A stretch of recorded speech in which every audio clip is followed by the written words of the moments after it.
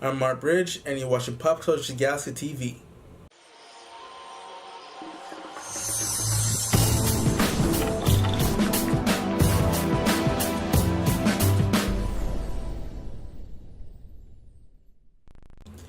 Alright, so the Teen Titans trailer dropped, and this is going to be a show, well, Titans actually, not Teen Titans. Titans dropped, but it's a show that's going to be on DC's streaming service called DC Universe.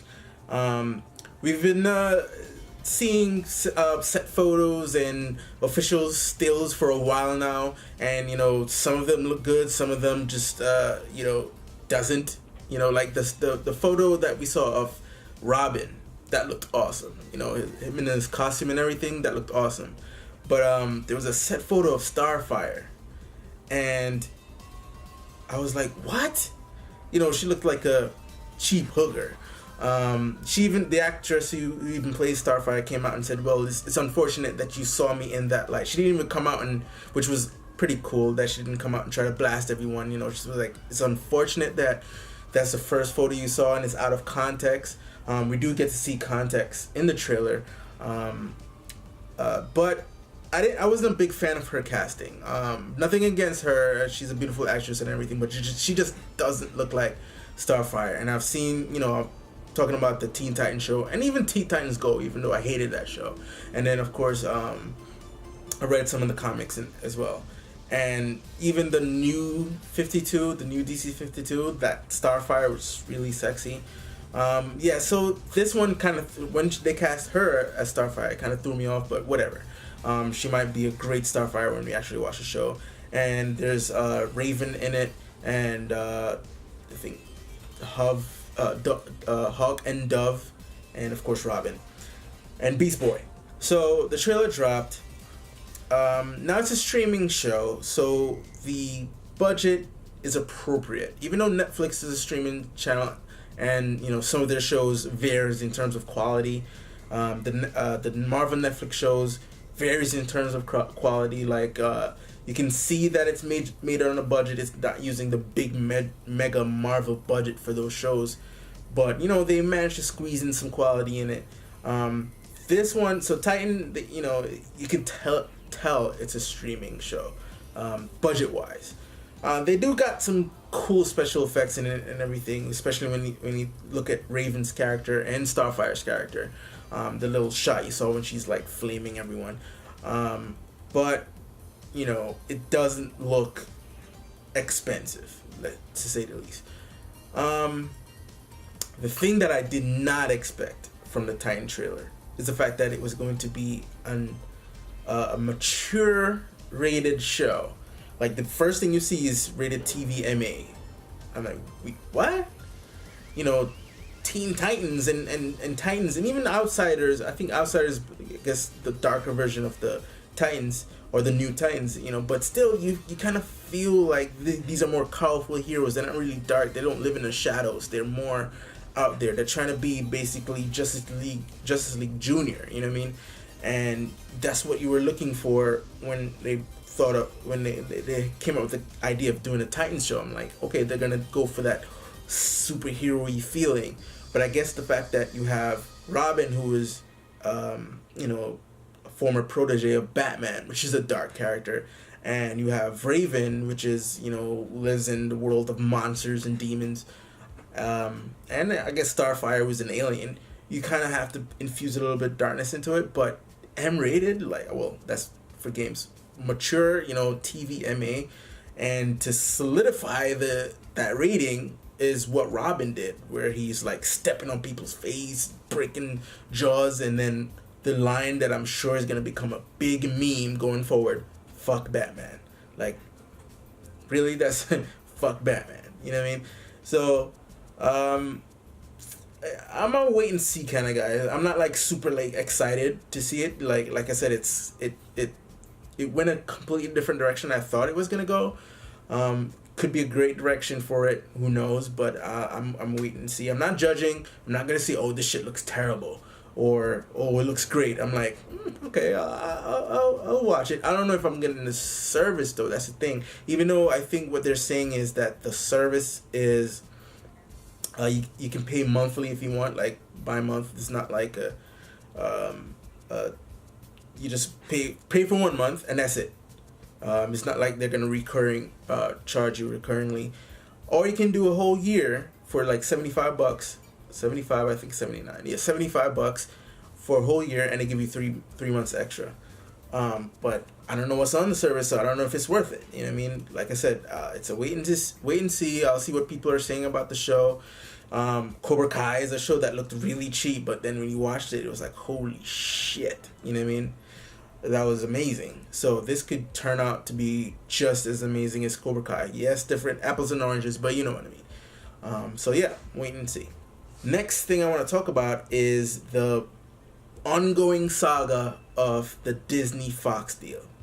Now, when this news broke that Disney was in talks to buy Fox's assets, not Fox, but at the assets, the 21st Century Fox, you know, a lot of people were like super excited because of the Marvel stuff, like Fantastic Four and X-Men, going back to Disney, and we can have a proper Fantastic Four movie and an X-Men movie in the Marvel Cinematic Universe. But then you have people who, you know, rain on our parade, talking about, well, you know, Disney's just gonna get too big now, you know, like they're gonna absorb, like it's gonna be less competition. But come on, you have Universal out there, you got Warner Brothers out there, you have Sony out there, you have Paramount out there. Like, they just have to step their game up. That's it. It's not like Disney's gonna be the only you know, company out there. Just the other studios just has to step their game up, stop making stupid decisions, get somebody who's smart. Bob Iger is smart, you know what I'm saying? He hires smart people. He hires Kevin Feige, and no matter what anybody says, I think Kathleen Kennedy is doing a good job, even though I think she needs to work on her you know, in terms of choosing directors, like getting the full picture before she, you know, but she's like 3 for 4 right now. Like, come on, you know, don't hold. And Solo wasn't that bad a movie, but I digress. So Disney's making smart decisions when it comes to hiring the right talent to put forth you know, quality products. So them taking the Fox properties now, right? All I see is good things happening. And if Warner Brothers and Paramount and Sony and Universal find themselves on the bottom heap when it comes to the box office, it's their fault, because Warner Brothers have a shit ton of properties. They have the entire DC universe, and they have the Harry Potter series, and they have the Looney Tunes series. Like, they're basically this on the same level as Disney in terms of like pop culture iconography. And they, you know, the theme parks, I think they run Six Flags. I don't know how associated Warner Brothers or Time Warner is with Six Flags, but if they are, that's their Disney World, you know what I mean?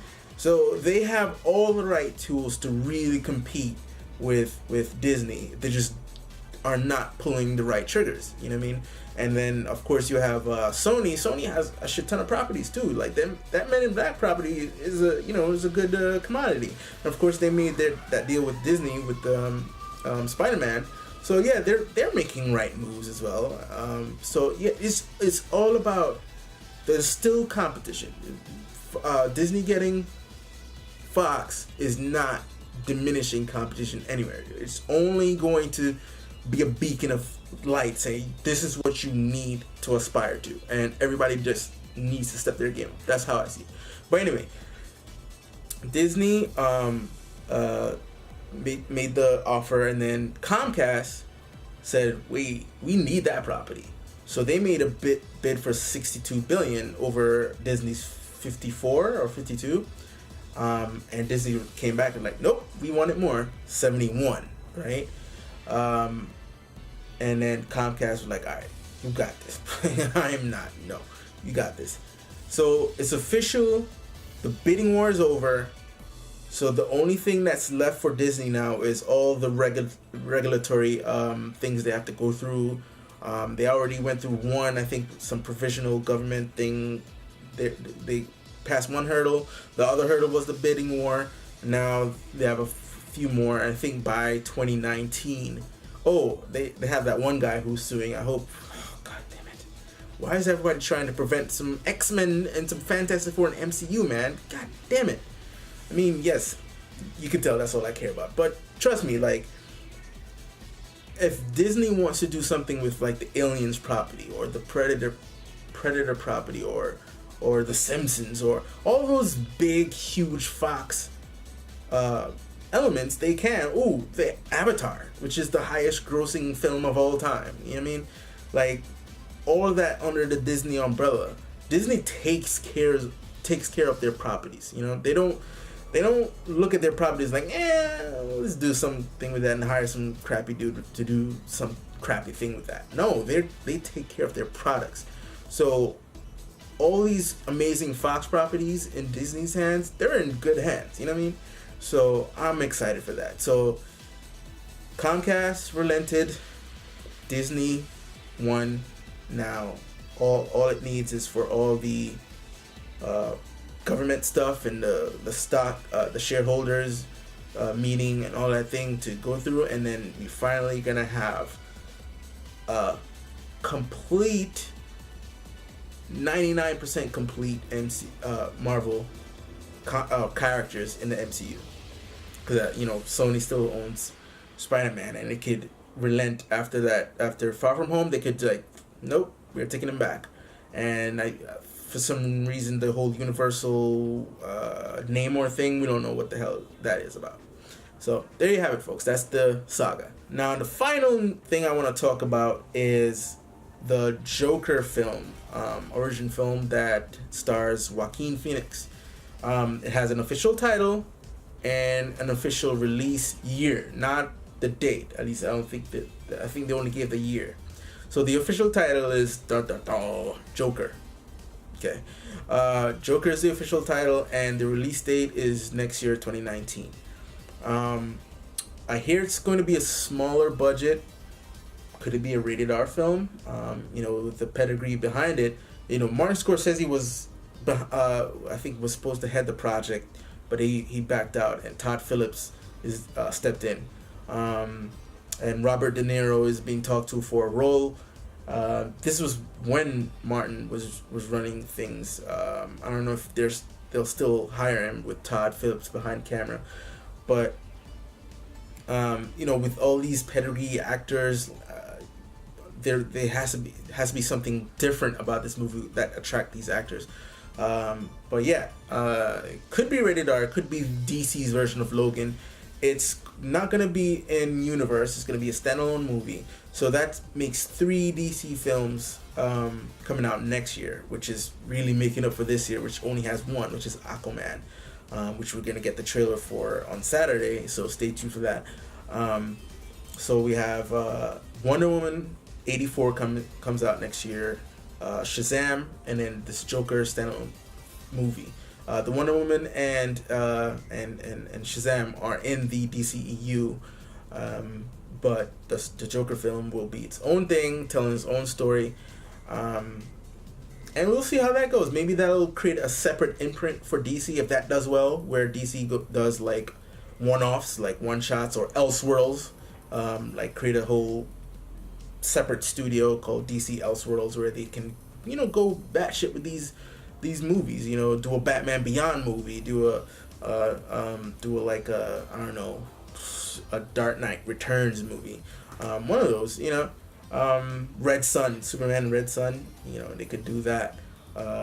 Just tell these one-off stories that are not in continuity with the DCEU, so that could separate them from Marvel, and from how everything is connected, including TV shows, even though it's just one-sided. But alright, so I'm looking forward to that. I want to see what Joaquin brings to the table as Joker, so stay tuned for that.